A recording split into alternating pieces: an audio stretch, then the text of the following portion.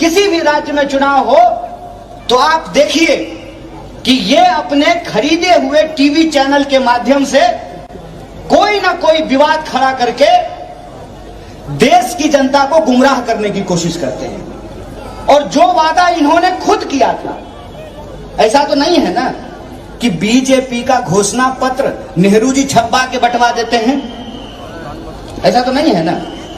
भाजपा के लोग जो आपसे वोट मांगने के लिए आ रहे हैं तो उसका घोषणा पत्र तो बीजेपी ही छपवाई है ना, कहीं कांग्रेस के लोग तो नहीं छपवा करके बंटवा दिए हैं भाजपा के नाम से। प्रधानमंत्री जो भाषण देते हैं वो तो भाजपा ही लिख के देता होगा ना, ऐसा तो नहीं है कि प्रधानमंत्री का भाषण कांग्रेस वाले बदल देते हैं। प्रधानमंत्री अपने ही मुंह से बोले थे ना कि हर साल 2 करोड़ नौकरी देंगे, बोले थे कि नहीं बोले थे? आपके खाते में 15 लाख रुपया आएगा, किसानों की आमदनी दुगुनी की जाएगी, ये सब प्रधानमंत्री के शब्द हैं। ये जो लोग डरा रहे हैं उनको कह दीजिए हमको जिसको वोट देना है देंगे। ये कहते हैं कि भाजपा को वोट नहीं दीजिएगा तो विकास कार्य रुक जाएगा, डबल इंजन की सरकार बनाएंगे। साहब, इस महंगाई में जहां पेट्रोल 100 रुपये लीटर बिक रहा हो, वहां जब घर में 2 कार चलाना मुश्किल हो तो 2 इंजन वाली सरकार चलाना भी मुश्किल होता है। एक तो प्रधानमंत्री और दूसरा कह रहे थे मुख्यमंत्री, और मुख्यमंत्री के बारे में प्रधानमंत्री जी ने कहा कि ये तो अपने आप को मुख्य मित्र कहते हैं। सही बोले प्रधानमंत्री जी, आप सचमुच प्रधानमंत्री और मुख्यमंत्री की सरकार नहीं चला रहे हैं, आप अपनी मित्रों की ही सरकार चला रहे हैं। देश का नाम लेते हैं और दोस्तों देश की संपत्ति बेचते हैं। कोई कंफ्यूजन नहीं रखना है, आर पार की लड़ाई है। 5 राज्य में कांग्रेस भाजपा के मुकाबले में खड़ी है और ये लड़ाई सिर्फ हमारे लिए प्रधानमंत्री और मुख्यमंत्री बनने की लड़ाई नहीं है, ये लड़ाई हमारे लिए इस देश की जो संस्कृति है, इसकी जो एकता है, उसको बचाने की लड़ाई है। हमारे 2 प्रत्याशी दोनों आसपास के कॉन्स्टिट्यूशन के आपके बीच में मौजूद हैं। इनको एमएलए की तरह नहीं, कांग्रेस पार्टी के एक सिपाही की तरह वोट दीजिए। और एक बात कहता हूं कि जो कहते हैं कि कांग्रेस के एमएलए जीत करके भाग जाते हैं, देखिए ऐसा है ना कि जिनको भागना होता है ना वही भाग जाते हैं। जिनको आज देश बचाने के लिए लड़ना है वो एड़ी टिका करके कांग्रेस में टिके हुए हैं, और जो बाहर थे वो भी कांग्रेस में आ गए हैं, क्योंकि हम इस देश से प्यार करते हैं। हमारे लिए राजनीति का मतलब जनता के हक और अधिकार के लिए लड़ना होता है।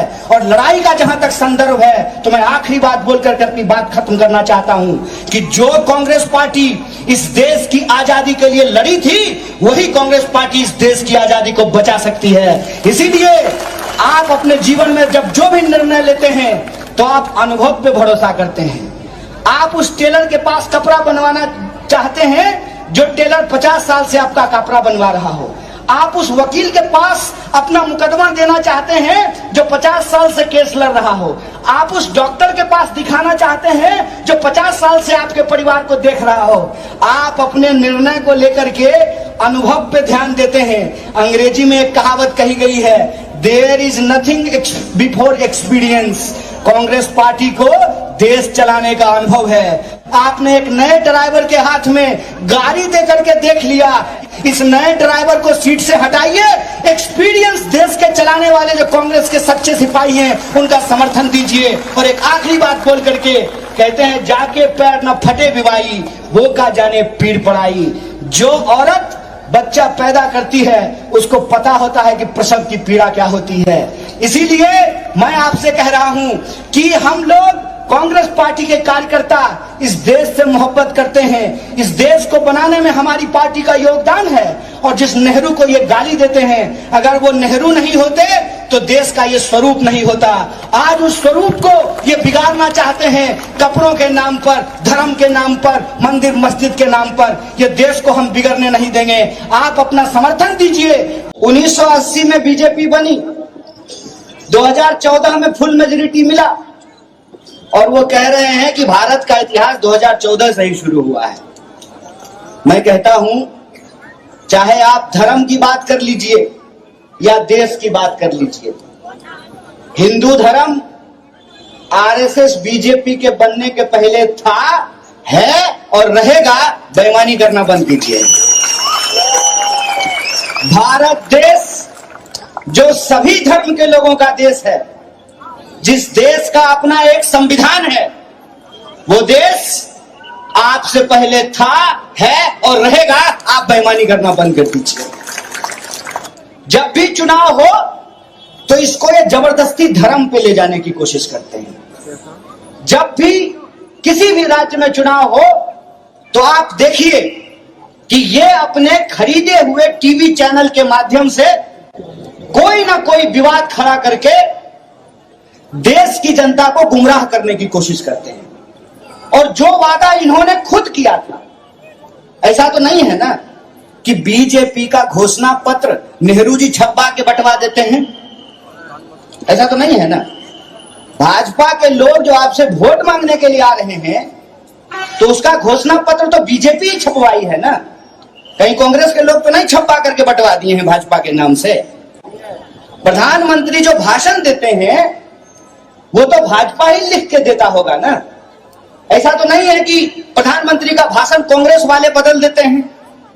प्रधानमंत्री अपने ही मुंह से बोले थे ना कि हर साल 2 करोड़ नौकरी देंगे। बोले थे कि नहीं बोले थे?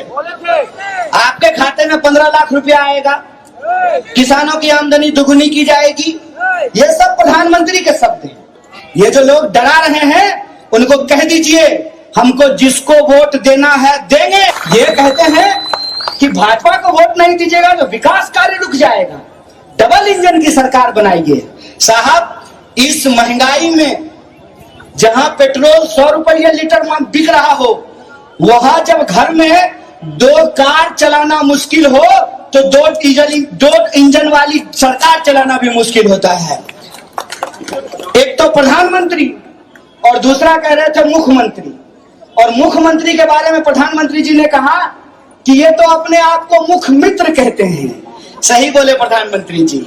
आप सचमुच प्रधानमंत्री और मुख्यमंत्री की सरकार नहीं चला रहे हैं, आप अपने मित्रों की ही सरकार चला रहे हैं। देश का नाम लेते हैं और दोस्तों देश की संपत्ति बेचते हैं। कोई कंफ्यूजन नहीं रखना है। आर पार की लड़ाई है। 5 राज्य में कांग्रेस भाजपा के मुकाबले में खड़ी है। और ये लड़ाई सिर्फ हमारे लिए प्रधानमंत्री और मुख्यमंत्री बनने की लड़ाई नहीं है। ये लड़ाई हमारे लिए इस देश की जो संस्कृति है, इसकी जो एकता है, उसको बचाने की लड़ाई है। हमारे 2 प्रत्याशी दोनों आसपास के कॉन्स्टिट्यूशन के आपके बीच में मौजूद हैं। इनको एमएलए की तरह नहीं, कांग्रेस पार्टी के एक सिपाही की तरह वोट दीजिए। और एक बात कहता हूं कि जो कहते हैं कि कांग्रेस के एमएलए जीत करके भाग जाते हैं, देखिए ऐसा है ना कि जिनको भागना होता है ना वही भाग जाते हैं।